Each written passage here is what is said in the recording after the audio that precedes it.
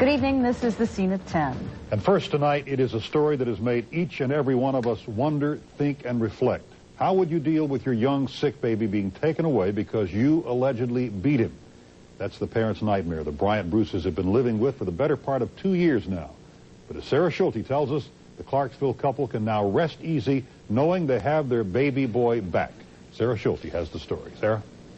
Well, Dan, after 10 hours in the courtroom, the judges told the Bryant Bruces exactly what they wanted to hear, that baby Gregory is going home. Now, this ends a 2.5-year battle against the whole entire state of Tennessee. Baby Gregory is going home. It's been a long fight. 2-year-old Gregory Bryant Bruce was taken away from his parents when he was only 7 months old. Ever since, Dr. Cheryl Bryant Bruce and her husband Gregory had been fighting to get their son back. I can't explain to you the relief as his parents and knowing that he's coming home where he belongs. I mean, it's just thankful that it's finally over. It's finally over. I mean, there's no anger. I mean, it's nothing but joy right now.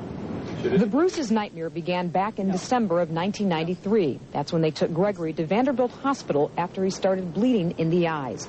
Doctors concluded the condition was caused by abuse. So a juvenile court judge gave custody of Gregory to the Department of Human Services. Later, another judge upheld the decision during appeal. The Bruces were not about to give up. Earlier this year, Dr. Bryant Bruce kidnapped her own son to Eggleston Children's Hospital in Atlanta for evaluation. Other parents who are in my situation, who are wrongly accused, who have a child out there who needs them, fight. Fight for your child. 2 Emory University doctors concluded and told the judge today that baby Gregory's injuries were likely caused by a rare liver disease called Alagille syndrome. The same judge who upheld the appeal today agreed with the Bryant Bruces.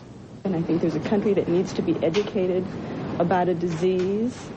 Throughout the day, Dr. Bryant Bruce clinched onto her son's little clown toy. She was confident that it would go back to him for good. That was my first gift to my son, you know, because when I saw it in the store, it struck me that he was born into this world much smaller than this particular toy. And tonight, the Bryant Bruces say they plan on holding on to Gregory as tight as they held on to his toy today. Now, when the judge gave those comforting words, Dr. Bryant Bruce just screamed in court with joy, and then she just wept with her husband. Now, the Bryant Bruces were given immediate custody of baby Gregory. They are on their way back to Nashville right now for a reunion. They wanted that reunion quiet, no cameras allowed, and then tomorrow morning they will probably go back to home to Atlanta. Dan? Sarah, one of many questions I'm sure that will be asked and answered in the days ahead. Will the Bryant Bruces file a lawsuit to deal with all of this?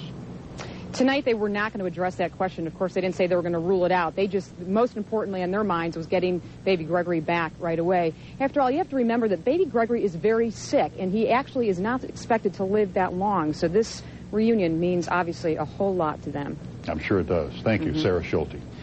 Even with the decision to return baby Gregory to his parents, it is likely the child has already suffered some ill effects. Attorney Catherine Brenton, who represents parents and children in cases like this one, says the child is old enough to know he had been taken from his mother. Brenton says baby Gregory may need immediate therapy or counseling later in life. And the former DHS attorney believes the older children in the Bryant Bruce family may also need professional help. It's just been disruptive to their lives as well. I mean, it's got to be probably very frightening to see that their sibling can be removed from their home so quickly, and I'm sure they've heard their parents' side of the story and probably have read or heard the other side of the story, so it's got to be as confusing for them as it is for everyone else.